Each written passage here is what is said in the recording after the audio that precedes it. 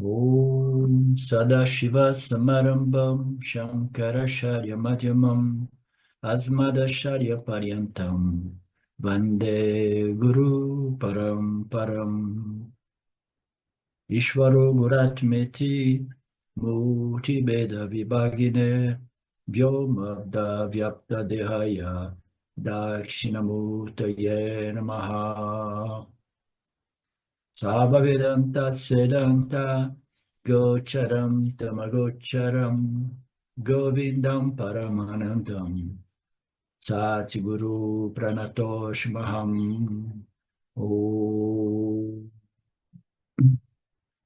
Om Shanti Shanti Shanti Om Namastê. Bem-vindos todos vocês à conclusão do capítulo 11. Esse último arquivo é muito bonito, muito profundo.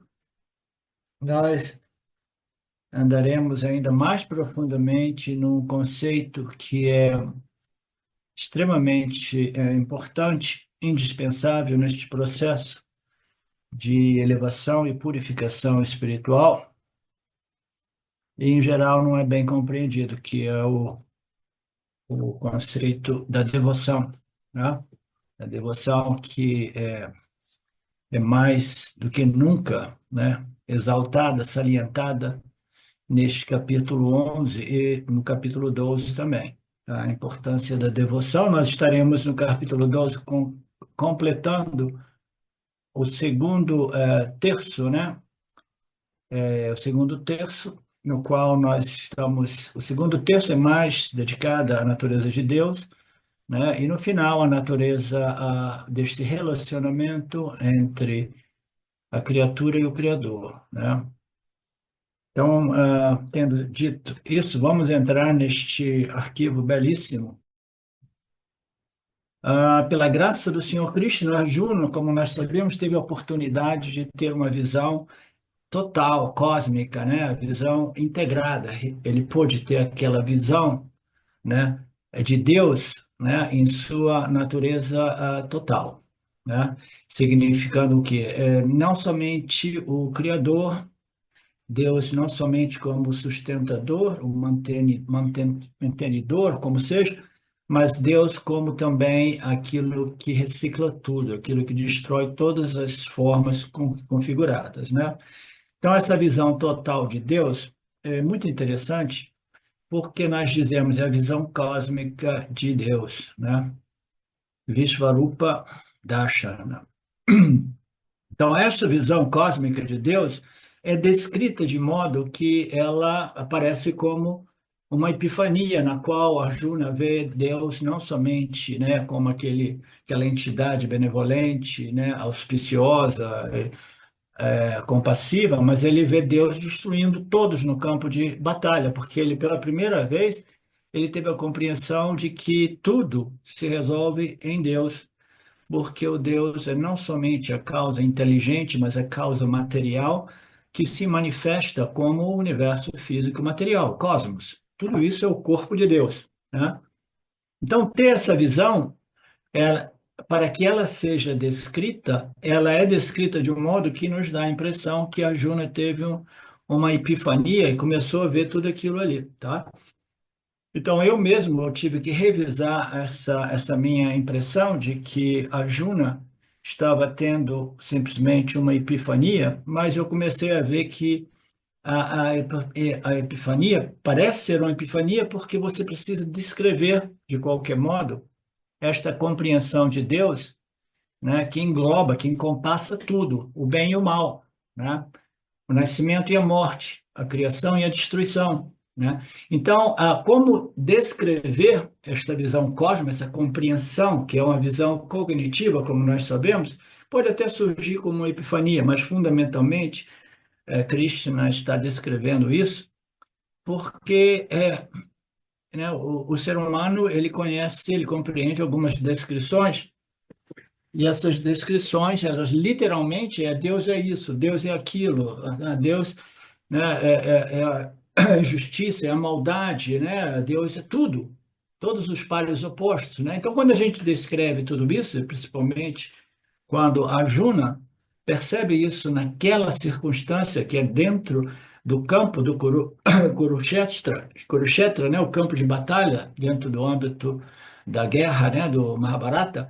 Quando ele está lá, ele vê Deus como o quê? Como aquilo que ele estava dizendo: eu vou destruir todos, todos vocês serão consumidos por mim, né?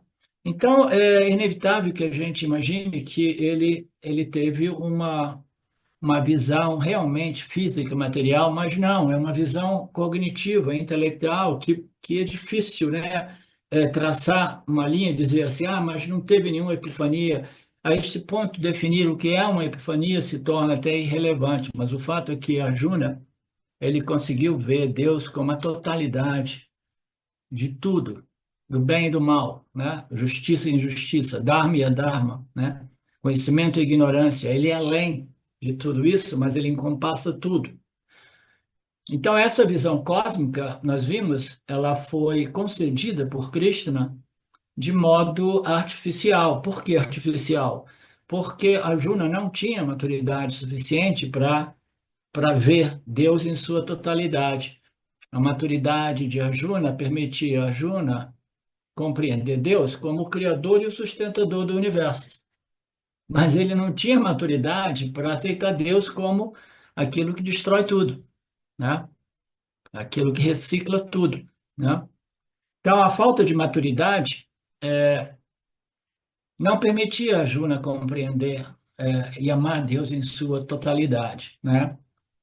Mas a sinceridade de Arjuna, né, a devoção, a entrega de Arjuna, a confiança dele em Krishna como seu guru, né, ele permitiu a ele de dizer, por favor, né, dê um jeito e me permita ver você em sua totalidade, né?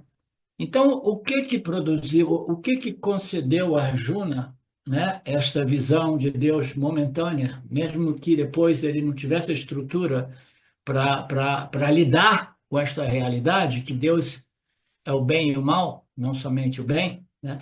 Ele mesmo, ainda assim, ele teve algum crédito que permitiu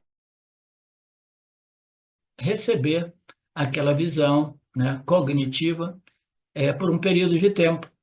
Mais tarde ele disse, não, eu não aguento, isso é demais. Eu quero ver só você como aquela deidade, né, auspiciosa, maravilhosa, amor, né, compaixão.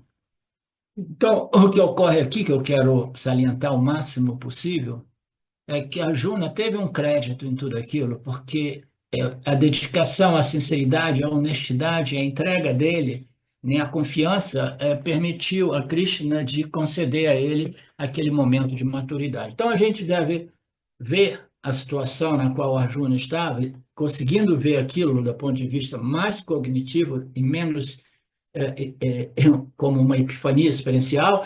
Ele teve aquela perspectiva, e sabe por que que eu me dei conta disso? É porque no âmbito do processo espiritual de cada ser humano, a gente passa por momentos que a gente tem uma clareza espiritual enorme, né? Então, o que que produz aqueles momentos de clareza que algumas pessoas dizem, eu tive uma sacada a respeito da real natureza do ser, né? Então, aqueles momentos é um momento de visão, de clareza, né, mais profunda, que muito frequentemente elas não são mantidas. Não são mantidas porque a pessoa não tem ainda purificação, ou refinamento, ou uma estrutura para manter, reter aquela clareza, aquela convicção, né, aquela clareza cognitiva a respeito do Aham Brahmasmi, ou até mesmo a respeito da natureza de Saguna Ishwara, né, como o ser, né, digno de toda a nossa devoção, respeito e entrega, porque eles nos concedem somente, essa entidade nos concede somente os nossos palans, os resultados das nossas condutas, palavras, atitudes e ações. Então, essa compreensão, ela permite ao Jiva de abandonar a atitude de vitimização e aceitar Ishvara como aquele que nos concede os nossos próprios palans, os resultados das nossas ações, né? Então, Arjuna teve o crédito de receber isso, ele recebeu devido a essa entrega dele a Krishna, e Krishna, sabendo que ele não tinha estrutura, ele fala, pelo menos ele vai poder ver, e ele vai ver porque ele é realmente uma pessoa genuinamente sincera, honesta e entregue a este processo, né? Então ele viu ele teve aquela percepção cognitiva de que Deus é tudo que é positivo, tudo que é agradável, tudo que é desagradável, tudo que é negativo, todos os pares opostos. Tudo aquilo que você gosta, tudo aquilo que se odeia é simplesmente Deus. Então, a visão de Vishvarupa nada mais é do que a visão de todos os pares opostos, como eu tenho dito a vocês. Ali está escrito todos os pares opostos. Vishvarupa nada mais é porque vê todos os pares opostos, né? Se o senhor tem que. E aqui tem um apontamento muito bacana. Se o senhor tem que ser a causa da criação, como nós dizemos, né? O cara, né, é a causa da originação do universo, da criação do universo. Então, se tudo neste universo é uma composição de pares opostos, então esse mesmo senhor, né, o Criador, não Brahman, Ishvara, ele também vive dentro do âmbito dessas leis que nada mais é do que a totalidade de todos os pares opostos. Então, se ele é a causa da criação, ele também deve ser, pode ser, a causa da destruição ou da dissolução, que é a palavra melhor, tá? Ele projeta e ele dissolve tudo, né? Então, o Senhor tem que ser não somente a causa da criação, como a causa da dissolução, porque o Senhor vive dentro do âmbito das leis de Maya, entre elas as leis de que tudo o que existe, né, todas as configurações são sustentadas em relação aos seus pares opostos. Não existe a beleza sem a feiura, não existe o alto sem o baixo, não existe o bem sem o mal e vice-versa. Tudo o que existe no universo existe em relação aos seus pares opostos. E Ishvara existe também como Criador. O Senhor nos dá o Punya, Karma Pala. Se o Senhor nos der o Punya, resultados favoráveis, né, ele também precisa dar os resultados desfavoráveis, porque, como nós sabemos, ele é um sistema, né, que simplesmente produz aquilo que é resultado dos nossos méritos e deméritos, né, ações positivas, né, satívicas, dármicas, ou ações, ao contrário, né, adármicas e negativas, né? Então, se eu consigo desenvolver esta visão de Deus e aceitar o agradável e o desagradável, né, o terrível e o amável, né, tudo, a chegada e a partida, né, o encontro e a separação. O encontro e a separação é um exemplo ótimo, são dois pares opostos. Ah, eu encontrei o amor da minha vida. É a quinta ou oitava vez que eu encontrei o amor da minha vida. Daqui a pouco vem a separação. Oh, meu Deus. Deprê, porque agora a separação. Onde existe o encontro, existe a separação, mesmo para aqueles que permanecem aganchados durante uma vida inteira. No final das contas, vem a separação através da morte do corpo físico, digamos assim, né? Eu deveria aceitar ambos ou rejeitar ambos. Esse é um conceito bacana. Esse Swami tem apresentado, né, nos versos de Krishna. Então, para que nós sejamos realmente coerentes, a gente precisa ou acreditar em Deus, aceitar Deus e amar a Deus, ou rejeitar Deus e simplesmente negar Deus. Mas ficar no meio, não, eu aceito uma parte de Deus, mas a outra eu não aceito, né? Isso é total incoerência, né? É como, trazendo de volta, fazendo um paralelo às relações humanas, eu encontrei uma pessoa, ela é linda e maravilhosa, mas eu aceito só metade da parte dela. A outra metade eu odeio, né? Então, o que que eu vou fazer? Eu vou ter que converter essa pessoa de modo que ela seja 100% em conformidade com aquilo que eu amo. Eu não quero nada que eu odeie nesta pessoa, né?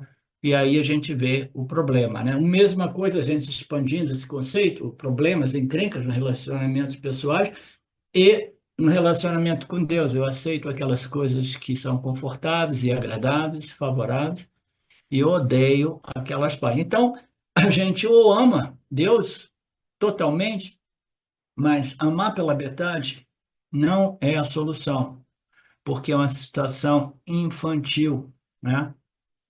É uma falta de maturidade que não permitirá ao indivíduo desenvolver este, este bhakti, né? Esta devoção, que é o maior purificador natural do corpo, do complexo corpo, mente e sentidos, tá? Para que esse realmente tenha, né, o poder de nos purificar rapidamente, né, através desta emoção sublime que é gratidão, apreciação e amor a Deus pela oportunidade e por tudo aquilo que Ele faz para nos manter vivos a cada momento, né? Como eu costumo dizer, repetindo de novo, a gente não sabe nem como fazer a respiração, a gente não sabe como fazer a nossa digestão, a gente não sabe fazer nada. As nossas funções fisiológicas autônomas são todas elas governadas pela inteligência do Criador. Então, se a gente realmente mantém essa perspectiva e vê essa inteligência, né, por trás do milagre da vida, a gente desenvolve isso. Mas aí você vê a crueldade que eu vejo dentro do meu galinheiro, por exemplo, entendeu? Ah, uma galinha ou um pintinho fica meio doente, fica mais fraco, os outros começam a bater, né? Então, a coisa que mais existe, Marcelo, no galinheiro é bullying, tá? Se tem uma galinha que fica mais fraquinha, os outros começam a fazer bullying, bater isso e aquilo, ela acaba morrendo. Não deixam ela comer, não deixam, eu tenho que separar. Daqui a pouco eu tenho que fazer dois galinheiros, um para as galinhas que estão sendo bullied, né? Para proteger elas, né? Para recuperar a força física e a força psicológica. Psicologicamente elas vão ficando mais fracas e vão apanhando sempre menos e comendo sempre menos. Então a gente tem que aceitar tudo isso, né? Aceitar tudo. São todos pares opostos que é preciso ser vistos, eles precisam serem vistos como os pares complementares, o amor e ódio sendo um dos grandes pares complementares. Você pode falar que existe amor sem ódio? Você pode dizer que existe ódio sem amor? Né? Tudo no universo, do ponto de vista do vivo humano, são os pares opostos complementares. Eu preciso de aceitar ambos ou rejeitar ambos, mas se minha mente for imatura, eu quero só o aspecto positivo da criação, eu quero o aspecto positivo de Deus, o Criador e o sustentador, e eu rejeito o terceiro aspecto, que é o aspecto daquele que dissolve tudo, né? Que desconstrói todos os namarupas, todas as configurações dos gunas de Maya, né? Para produzir novos ornamentos de ouro. O ouro, quando ele derrete, né? Então, os ornamentos velhos que já passaram de moda, eles não começam dar chilique com medo. Ah, eles estão destruindo a minha forma. Eu me identifiquei com essa forma já há 50, 60 anos. Não, né? Mas o jiva humano, devido a essa inteligência humana, essa consciência refletida humana, ele se identifica com tudo. Tudo ele se identifica, né? Aí depois ele fica o que? Apegado, agarrado e dependente. Até mesmo do corpo velho, cheio de doença, cheio de ruga, o jiva humano não quer abrir mão daquela carcaça, né? E Ishvara está lá esperando pacientemente, chega um ponto que ele fala, ó, já passou da hora, eu não tenho tempo para isso, eu vou colocar esse cara em coma e vou retirar essa alma deste corpo velho, né? Então, aceitar a morte é aceitar Deus, né? Quem é que está pronto para aceitar a morte como o meu encontro final com Deus, no seu aspecto, aquele que dissolve todos os namarupas, né? Ah, não, eu adoro, eu sou um devoto. Ah, você é um devoto realmente? Ok. Então, você aceita e ama Deus no momento que ele chegar, bater na sua porta para separar você do seu corpo físico, né? Você vai conseguir aceitar isso? Integral.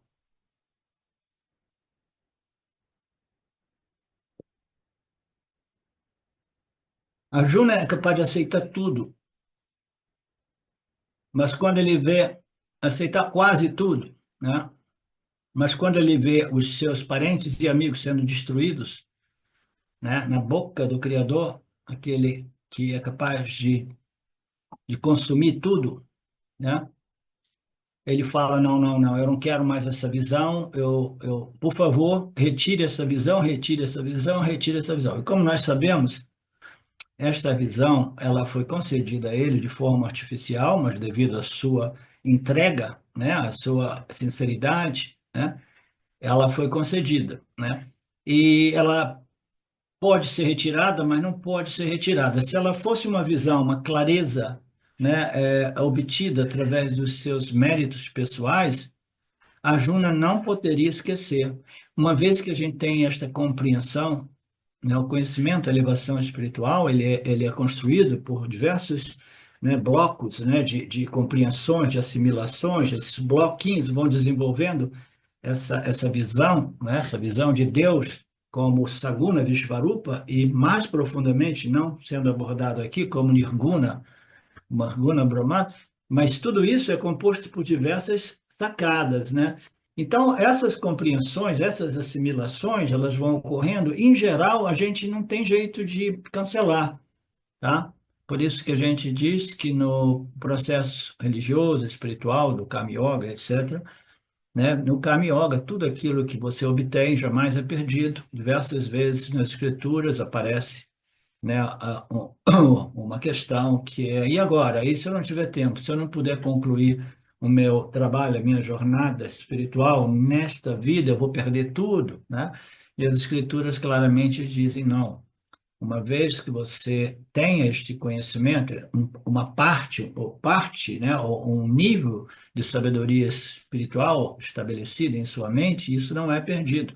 Ele é retido na sua mente, recolhido no seu corpo causal, e você volta com isso no próximo nascimento. Então, do mesmo modo, você, quando é garoto, garota, você cai diversas vezes tentando encontrar o equilíbrio para andar de bicicleta. Em um dia, você, quando menos você espera, você encontra o equilíbrio. Você jamais vai esquecer aquilo. Tem coisas que você obteve, você jamais esquece, tá? É diferente de você estudar cálculo superior, né, na escola de engenharia, e depois você esquece, porque se você não pratica, né? Mas tem coisas que você obtém e não são sujeitos ao esquecimento. E os nossos ganhos, né, em termos de compreensão e sabedoria espiritual, eles não são perdidos. Se essa visão, essa perspectiva de compreensão tivesse sido estabelecida somente através dos esforços de Arjuna, ela não poderia ser retirada. Esse é o ponto que eu estou dizendo. Ele poderia pedir, te retira, eu não quero ver você assim, não, me desculpa, mas, entendeu? Você viu, mas você viu através de seus próprios méritos. Então, agora, tá? Você que mantenha esta visão. Você quis tanto, né? Agora ela é visão sua, foi obtida e conquistada por você, né? Mas ainda assim, não foi este o caso. Krishna teve que abençoar Arjuna com uma visão cognitiva temporária. Então, é muito menos na forma de uma epifania, mas uma visão, uma perspectiva de compreensão cognitiva temporária. Arjuna sabia, Krishna sabia que não ia ser retida, mantida, e assim, o próprio Arjuna, Krishna sabia isso, né? Para de me abençoar com esta visão, com esta compreensão completa, né? Eu quero ver você como eu via antes, né? O meu querido Krishna manifeste na sua forma pessoal, né? Na forma agradável de um grande amigo, de um grande guru. Isso tudo Sanjaya estava descrevendo a Dhritarashtra, aquele rei cego. Tudo isso nós vimos recentemente, mas eu quis elaborar um pouco mais sobre isso, porque ficou mais claro para mim que o que ocorreu para Arjuna não foi realmente uma epifania, mas foi um momento de compreensão ele foi abençoado com um momento de clareza, compreensão através da bênção de Krishna, mas Krishna sabia que aquilo ali seria sujeito ao esquecimento. Isso me faz lembrar diversas pessoas que eu encontrei desde que eu comecei a compartilhar os ensinamentos, mesmo antes do Vedanta, nos meus satsangs iniciais, eu encontrei pessoas que tiveram momentos que se referem como, não, eu me iluminei, mas depois perdi, né? Eu tive momentos de eu estava transformado, eu estava numa condição assim incrível. Quase sempre eles não tinham, eles não conseguiam dizer exatamente o que produziu aquela transformação, mas eles se sentiam transformados sem compreender, sem ter uma compreensão cognitiva do que ocorreu com eles, mas quase que invariavelmente esses momentos passam, a menos que a pessoa compreenda todo o processo que causou aquela transformação. Se não tiver tudo muito bem embasado, estruturado, aquela transformação é sujeita ao tempo também, tá? Vocês entendem? E assim Krishna assumiu a sua forma familiar, Arjuna, consolou Arjuna, e o Arjuna parou de ficar assustado. Então, o Senhor, na forma múltipla, né, foi deixada para trás e o Arjuna começou a ver de novo o Senhor na forma do grande e querido Lord Krishna, né? O Senhor numa forma única. Não se preocupe, eu não estou aqui para te punir, dizer, não, agora você vai viver com essa visão para sempre. Você quis, agora ela é sua. Não, né?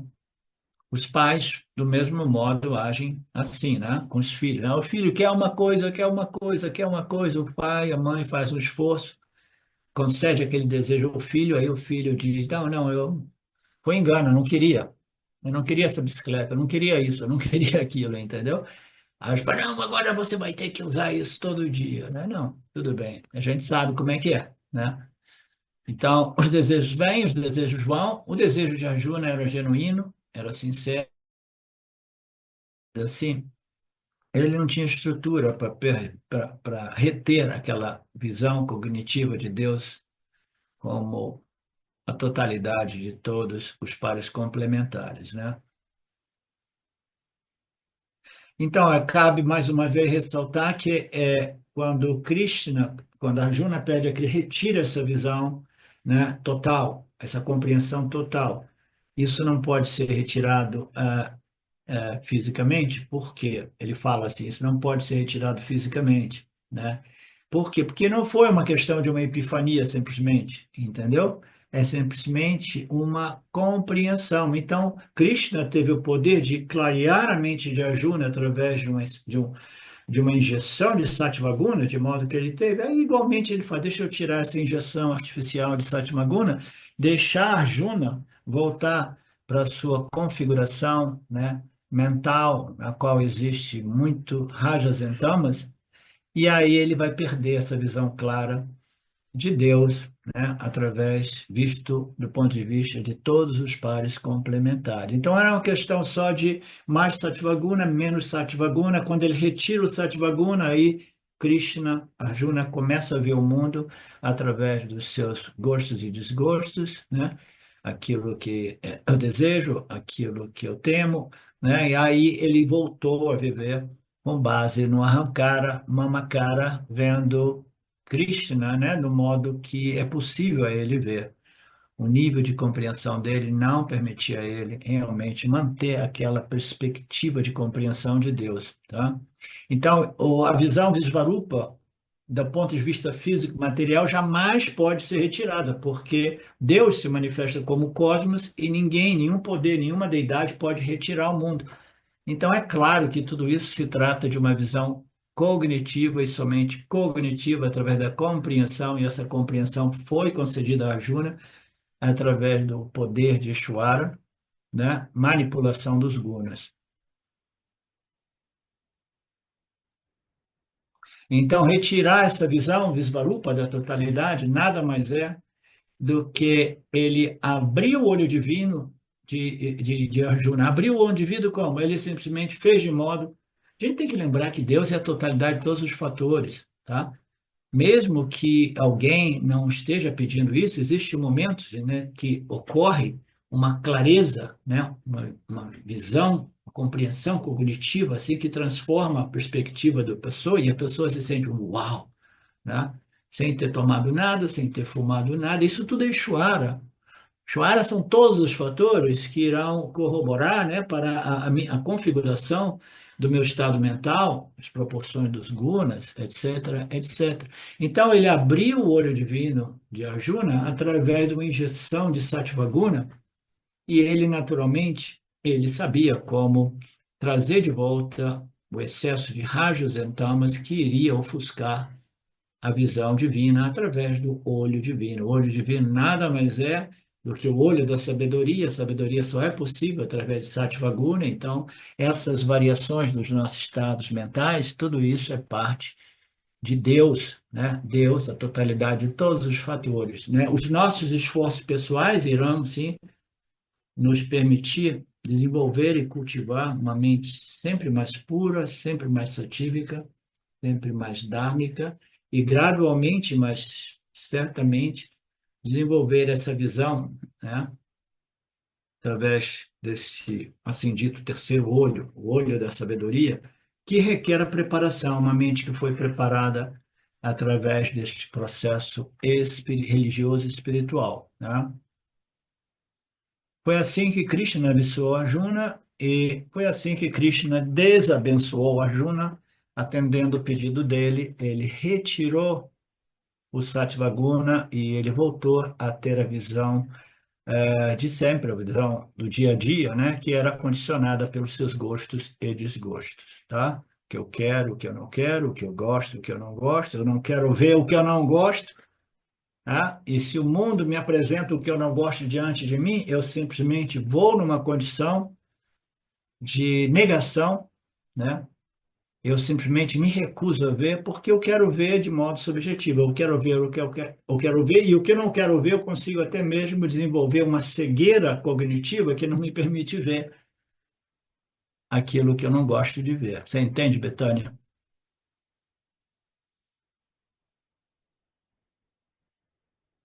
Só me diz que, como eu disse, né, Krishna tirou o olho divino, a visão, né, desta sabedoria, o olho da sabedoria.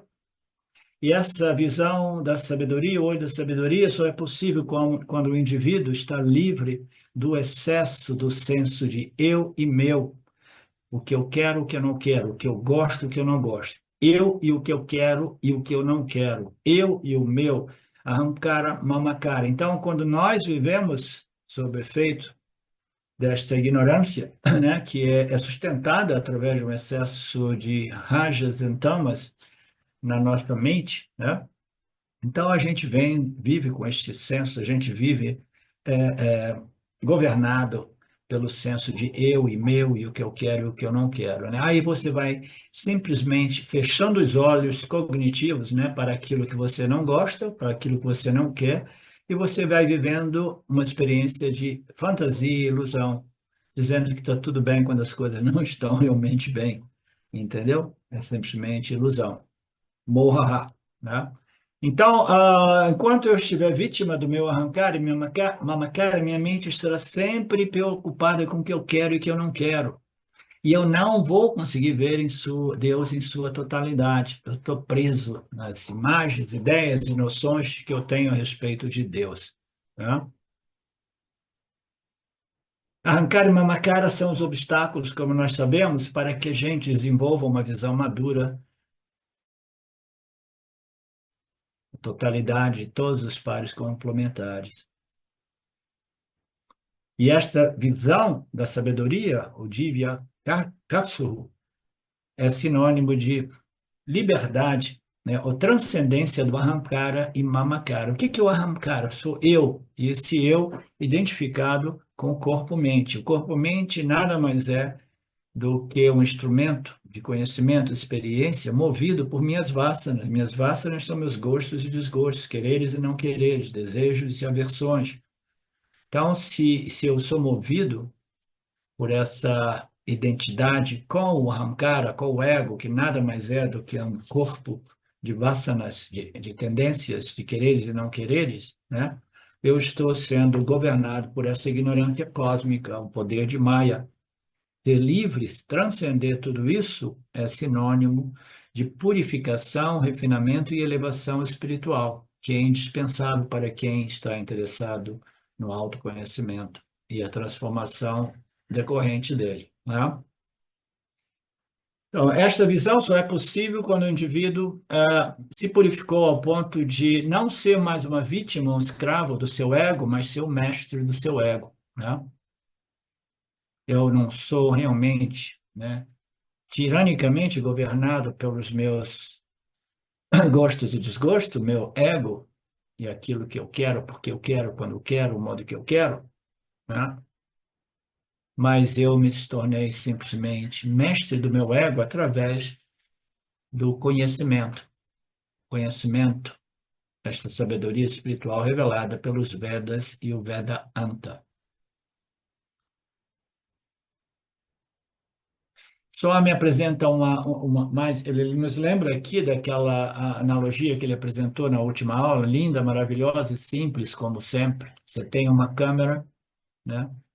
A câmera não, ela não faz a focalização automática. É uma câmera dos velhos tempos que você tem que focar, né? Você tem um cenário por trás e tem uma pessoa que você quer fotografar. Se você foca na pessoa, a gente perde o foco do cenário. Se você foca no cenário, você perde o foco da pessoa, né? Então, qual é a analogia aí, né? A gente fica focado naquilo que a gente quer ou aquilo que a gente quer evitar e a gente perde o cenário. O cenário é a totalidade de todos os pares complementares, a Ishvara, representando Ishvara, a totalidade, né? Mas quando a gente vê o mundo através dos meus quereres e não quereres, a gente fica focalizado, concentrado nessas coisas irrelevantes, insignificantes no que tange o nosso processo de elevação espiritual.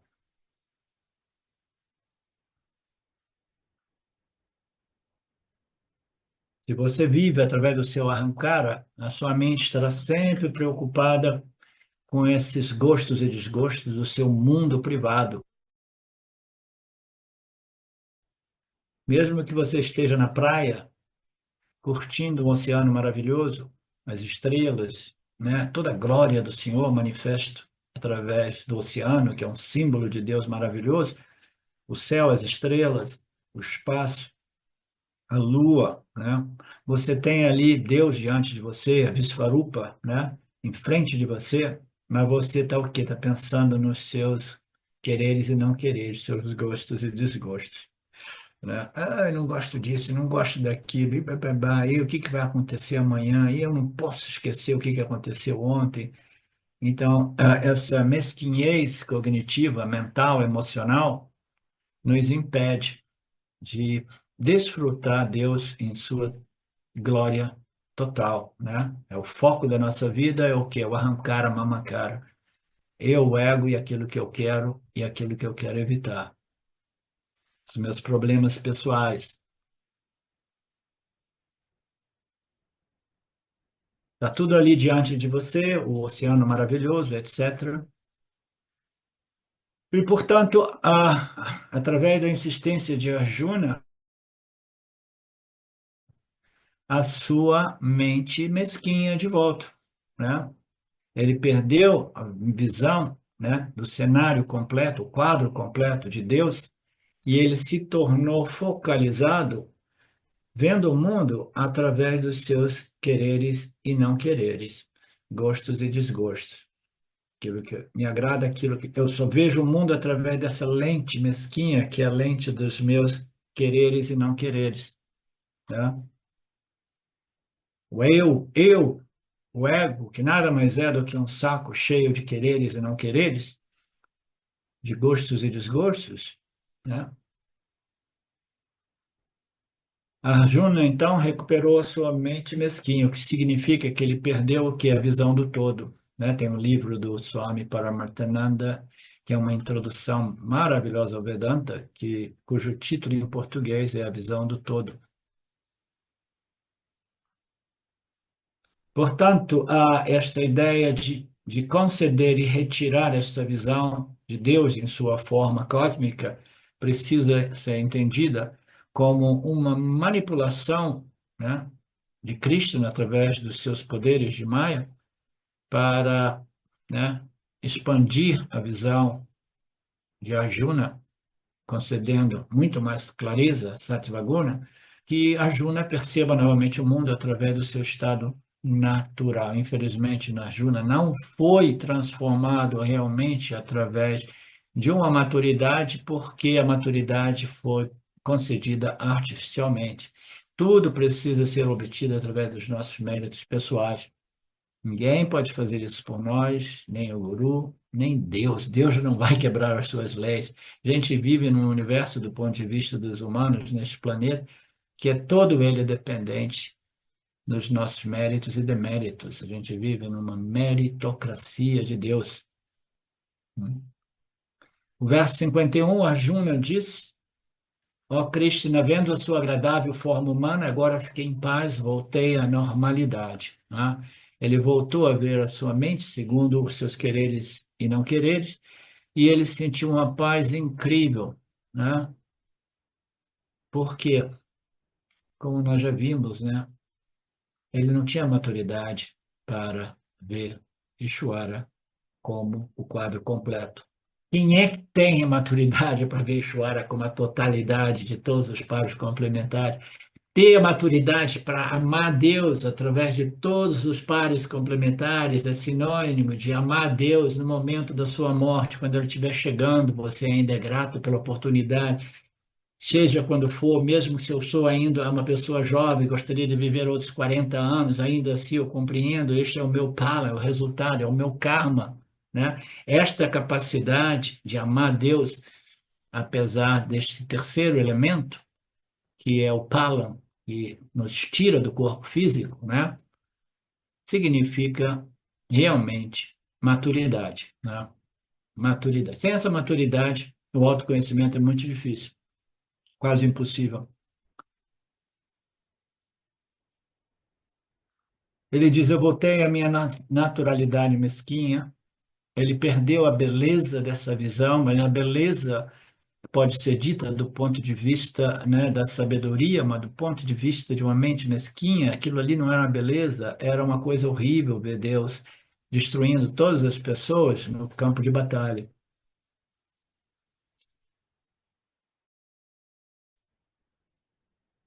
Agora ele está vendo Krishna como o seu Deus pessoal, então ele passou do Anekarupa, né, a devoção para Deus como a totalidade, né, como naquela analogia é o que é o cenário total, o quadro total, né? E agora ele voltou para ver Deus segundo as suas noções de Deus, a forma da minha deidade pessoal, Istadevata, né? Tudo isso fica claro, ele foi de Anekarupa Bhakti, ele voltou a ser um Bhakti, né, que ama Deus numa forma única.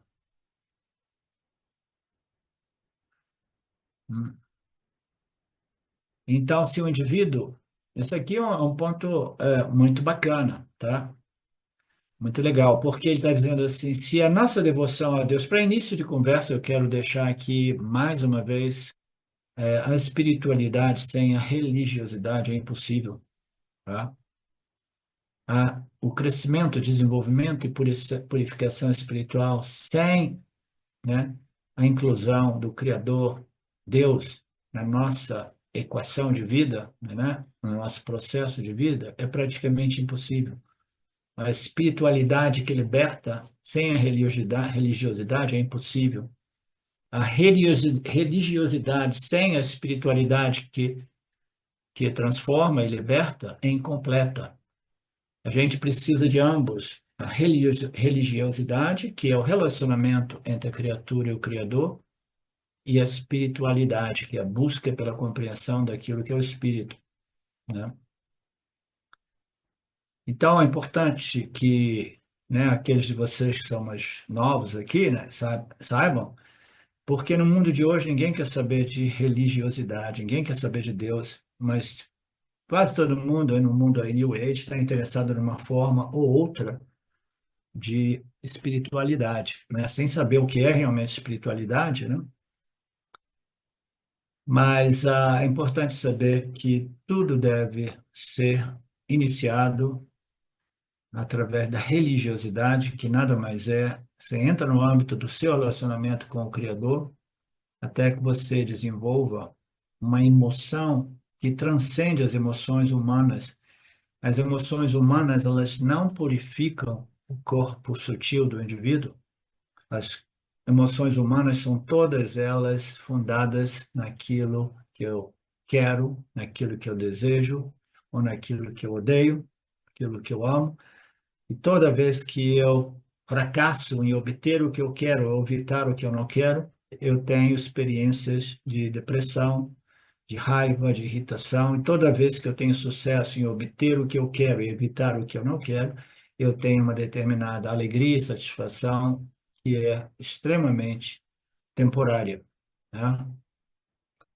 Então, o que é devoção? É uma emoção humana que, contrariamente às outras emoções que te amarram ainda mais no samsara, na ideia de que eu tenho que obter o que eu quero para ser feliz, né? E evitar o que eu não quero, aquelas emoções humanas nos amarram ainda mais no samsara, e a emoção dita devoção a Deus, gratidão, apreciação, reverência, né? Obrigado, Deus, pela oportunidade, obrigado por tudo que você faz para me manter vivo e manter este palco, este campo dharmico no qual eu posso experimentar e obter mais e mais sabedoria espiritual. Então, esta devoção é uma atitude religiosa, espiritual, e esta sim irá purificar o corpo, mente e sentidos muito naturalmente e muito rapidamente, tá? Nós já conhecemos, você já conhece, eu tento explicar o mecanismo diversas vezes, palavras diversas. Hoje nós falaremos um pouco mais sobre isso, o porquê desta devoção ser ilustrada, salientada, né? Highlighted, né? Evidenciada nesses dois capítulos do Gita, né? Porque somente na medida que a gente entrega os nossos quereres e não quereres, os nossos desejos e aversões, né? A gente entrega tudo isso a Deus, a Ishvara, né? Simplesmente compreendendo o sistema, né? Somente quando a gente se resolve todas essas desejos e medos, né? Do nosso Ahamkara, a gente vai ser capaz de realmente compreender e desenvolver essa visão de Deus como a totalidade de todos os pares complementares.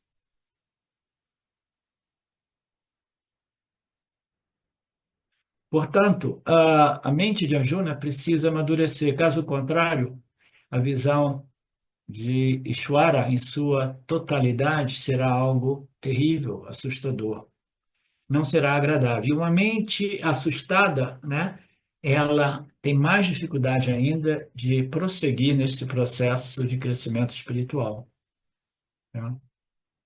Então, a gente tem que a gente tem que entrar nesse processo sempre medindo o quanto nós somos capazes de realmente receber e absorver. A gente não quer receber uma dose maior do que aquela que eu posso realmente, né, abraçar, né, e sem me assustar muito, né, sem ficar chocado, sem sair correndo pelas portas dos fundos, né? Então, tudo isso precisa ser gradualmente apresentado neste processo, né? Só que a gente vive num mundo digital, as pessoas chegam, vão embora. Eu não tenho condição de saber exatamente o nível de desenvolvimento de cada um, né, das pessoas. E na internet tudo está lá, todos os Upanishads, todas as lições do Bhagavad Gita, né? Então, às vezes as pessoas se assustam e vão embora, né? Por quê? Porque elas não estão preparadas. É como as pessoas que entram no Vedanta começam a entrar em contato com algumas exposições mais superficiais, né? Aquele meu primeiro guru de Vedanta, que aborda os ensinamentos de modo mais, né, diluído, mais psicológico, etc. Então as pessoas vão ali e falam assim, cada sacada monstruosa, né? Ou não, é o melhor professor. Não, é o melhor professor porque é o melhor para você, é o melhor para o seu nível de compreensão. As sacadas mais profundas, mais libertadoras, mais transformadoras são as sacadas finais a respeito das declarações de identidade apresentadas no Upanishad. Mas se o indivíduo não está preparado para aquilo, ele vai encontrar valor em sacadas ou sacações ou compreensões mais superficiais. Tudo depende de nós. E se se nós não estamos preparados e amadurecidos para, né, a visão completa, o conhecimento final, né, o Vedanta pode parecer às vezes assustador, mas quase que invariavelmente as pessoas simplesmente rejeitam o Vedanta, achando que isso é pura teoria, isso é pura filosofia, né? E eu quero uma experiência que me transforme, né? Sem compreender exatamente que toda experiência nada mais é do que uma possibilidade de extrair sabedoria, né? Mas você precisa de saber o que é realmente sabedoria e o que é sabedoria travestida, ignorância travestida de sabedoria, né? Quando a própria Anekarupa Bhakti é assustado, então ele não pode nem considerar a ideia do terceiro nível, né, de buscador espiritual, é aquele que está buscando a compreensão de um Deus sem nenhuma forma. Então, aqui os três níveis de devoção, devoção de novo, não é uma sadhana, não é um caminho espiritual, é uma atitude religiosa que precisa permear todos os estágios neste processo de desenvolvimento espiritual. Então, o último é a compreensão de Deus sem nenhuma forma, né? Deus como substratum, Deus como consciência e existência, o mais sutil do sutil, o mais invisível do visível, né? O Adhistanam, o fundo, né? A base que sustenta tudo isso. Maheshwara irão projetar, através dos atributos dos gunas, uma infinidade de namarupas, né? Naquilo que é a única realidade. Então, compreender Deus sem nenhuma forma, mas como o substrato de todas as formas, né, é algo ainda mais assustador para algumas pessoas. Tem pessoas que ficam assustadas, mas principalmente as pessoas que estão envolvidas com um nível de devoção por uma deidade pessoal que propicia a eles, né, com estados mentais muito bacanas, emocionalmente bacanas. Devoção é uma emoção muito agradável, muito gratificante. Então, as pessoas que estão naquele barato, né, de correndo lágrimas, né? É uma pena que quase todos os bhaktas nesse mundo moderno, eles conseguem expressar esse bhakta não através de Deus, na compreensão de Deus, né, por trás do milagre da vida, mas eles precisam de um guru, e quase sempre os gurus são charlatões. Aí eles têm aquelas lágrimas, tem tudo aquilo, né? Mas essa devoção, as pessoas se agarram nessas devoções, mesmo depois que elas venham a saber que o guru é charlatão, né? Porque dá um barato, né? As pessoas sentem um certo, abriu meu coração, eu estava chorando de amor pelo meu guru, né? Ou por Deus que seja. Então, um devoto genuíno, ele não quebra a mão desta dualidade, eu e o Criador, né?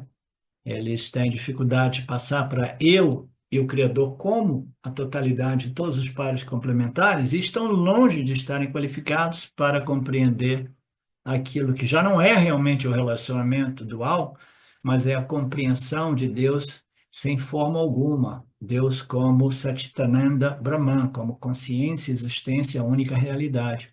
Uma mente que não foi nem mesmo capaz de aceitar e amar Deus através de todos os seus pares opostos, todos os pares complementares, e não foi capaz de amar e aceitar Deus como aquele que vem e dissolve todos os namarupas ao nosso redor, essa mente, naturalmente, ela não é capaz de reter a compreensão de um Deus sem atributos, sem qualidades, sem propriedades, sem forma, né? É impossível.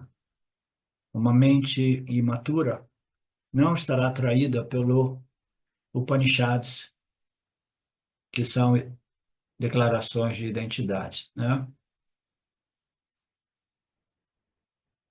Então, Deus, Nirguna Brahman, Deus sem atributos não será atraente para as pessoas menos maduras. Eles verão esse conceito de Deus sem forma como algo pouco atraente. Por que que é pouco atraente? Ele está falando aqui, é como se fosse uma comida insossa, sem sal, sem tempero, né? Uma comida, está faltando alguma coisa aqui. Por quê? Porque os gunas de Maya que tornam, né, a experiência humana atraente, né? Atraente no sentido, né? O indivíduo ele é iludido pelo poder de Maya e projeta valor nesses namarupa, nessas configurações de objetos infinitos, no mundo físico material e no mundo sutil, né? Então, se você retira os gunas de Maya, o que que ocorre? Existe somente Brahman, e eu me resolvi em Brahman, só existe a consciência, que é a minha real natureza, então eu me sinto tranquilo, porque eu sei que eu sou além da temporalidade imposta por Maya, né? Eu não fui criado como consciência. Então, está tudo muito bem, mas ainda assim o indivíduo tem que estar muito maduro para aceitar que a minha real natureza é um sem um segundo, né? Imagine uma pessoa que está apegada às suas associações, ela pode, se ela cumprir a Aham Brahmasmi, né? Ela pode ficar assustada porque ela tem ainda muitos laços de relacionamentos que envolvem apego e dependência, né? Fala assim, nossa, eu vou ter que abrir mão disso. Não é que você precisa abrir mão, a mão vai abrir você, vai deixar você. E não porque parte desse processo é o fato que o indivíduo que vai amadurecendo, ele vai abandonando a maior parte desses apegos e dependências, né? Na medida que ele vai se identificando sempre mais com a sua natureza livre de associação, né? A sanga, aquilo que você é Nirguna Atma Brahman, livre de associação. Você é a sanga. Você não pode se associar com ninguém, Alexandre, porque só existe você. Aí o indivíduo vai dizer, mas então eu vou sofrer uma solidão enorme, né? Então a mente precisa estar muito bem preparada, né? Então vamos fazer aquela pausa de 10 minutos, Marcelo, e a gente volta já já.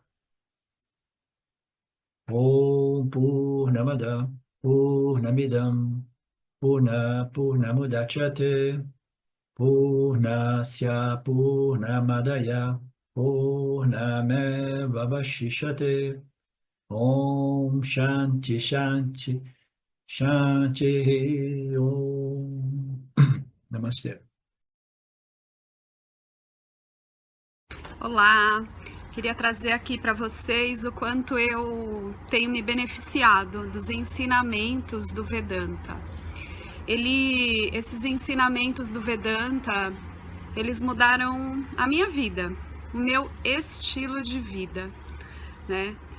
A partir de uma compreensão sobre Jagata, o mundo, sobre essa pura inteligência, Ishvara, sobre o Jiva, né? A mente, o funcionamento, sobre a aplicação do Karma Yoga diariamente na vida, o quanto isso beneficia a purificação da mente, né?